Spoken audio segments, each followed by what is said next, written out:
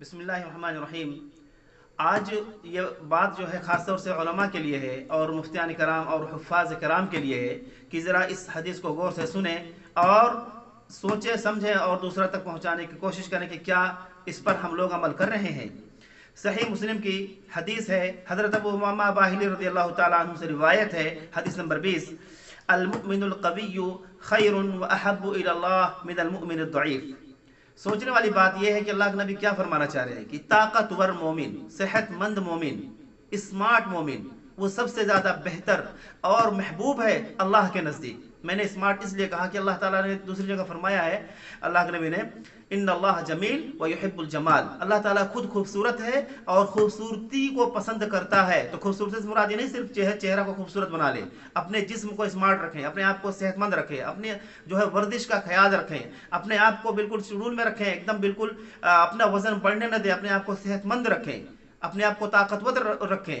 اللہ کے نبی کی سنت کو اگر آپ فالو کرتے ہیں تو اللہ کے نبی ایک ہی وقت میں مجاہد بھی تھے، ایک ہی وقت میں مبلغ بھی تھے، ایک ہی وقت میں داعی بھی تھے، ایک ہی وقت میں ساری چیزیں جو ہے اللہ کے نبی کے اندر موجود تھی۔ تو کیا آج علماء کرام کے اندر، مفتیان کرام کے اندر اور حفاظ کرام کے اندر یہ چیزیں ہیں؟ دیکھیں آپ تو موٹی موٹی گردنیں، موٹی موٹی توندیں اور 100 کلو کے وزن لے کر کے پھرتے ہیں، دھرتی پر بوجھ بنے ہوئے پھرتے ہیں۔ ان کو فکر کرنی چاہیے، اپنے آپ کو علماء کا وارث کہتے ہیں ہم انبیاء کے وارث ہیں۔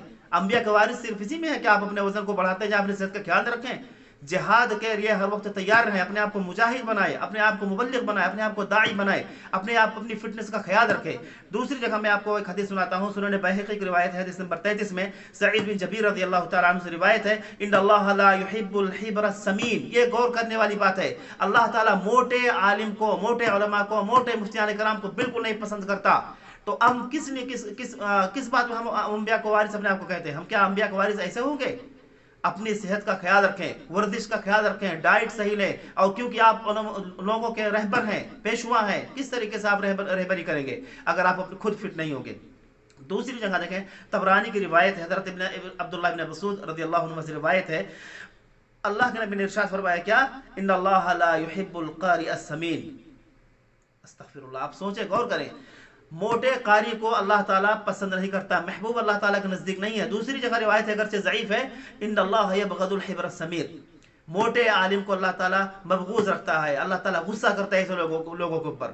تو علماء کرام، مفتیان اعظام، حفاظ کرام سے میری خاص ریکویسٹ ہے کہ پوری دنیا میں اس پیغام کو پہنچائیں اور لوگ اس پر عمل کریں، خاص طور سے علماء کرام اپنے آپ کو فٹ رکھیں، صحت مند رکھیں اپنے آپ کو، کیونکہ دوسری روایت میں اللہ نے فرمایا کہ دو نعمتیں ایسی ہیں کہ جن کے زوال کے بعد لوگ اس کی قدر کرتے ہیں اور اکثر لوگ خسارہ و نقصان اٹھاتے ہیں۔ نمبر 1 الصحہ، نمبر 2 فراغ، یعنی صحت کے چلے جانے کے بعد لوگ صحت کا خیال رکھتے ہیں۔